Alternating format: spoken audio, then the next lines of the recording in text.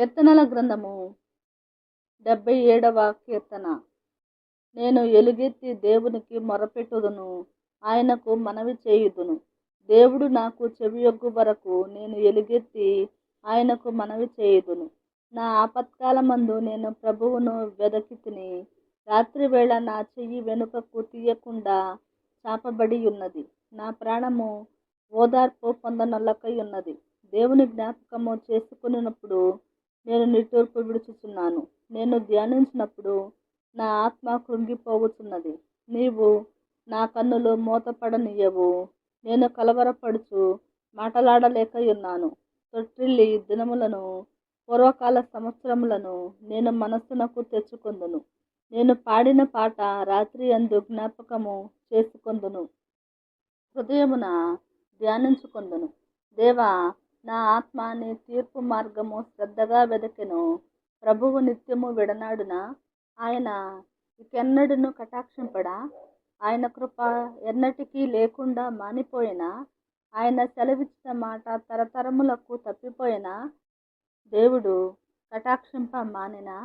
ఆయన కోపించి వాత్సల్యత చూపకుండునా? అందుకు నేను ఇలాగూ అనుకొనుచున్నాను, మహోన్నతుని దక్షిణ హస్తము మార్పు నొందెననుకొనుటకు నాకు కలిగిన శ్రమయే కారణము.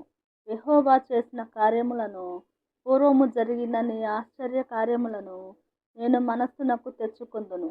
నీ కార్యమంతయు నేను ధ్యానించుకొందును, నీ క్రియలను నేను ధ్యానించుకొందును. దేవా, నీ మార్గము పరిశుద్ధమైనది. దేవుని వంటి మహాదేవుడు ఎక్కడనున్నాడు? ఆశ్చర్య క్రియలు జరిగించు దేవుడవు నీవే.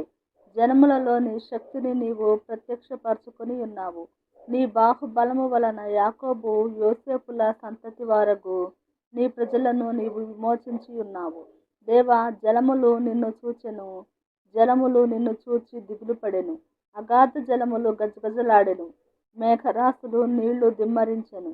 అంతరిక్షము ఘోషించెను. నీ బాణములు నలుదిక్కులా పారెను. నీ ఉరుముల ధ్వని సుడిగాలిలో మ్రోగెను. మెరుపులు లోకమును ప్రకాశింపజేసెను. భూమి వణకి కంపించెను. నీ మార్గము సముద్రములో నుండెను. నీ త్రోవలు మహాజలములలో నుండెను. నీ అడుగుల జాడలు గుర్తింపబడకయుండెను.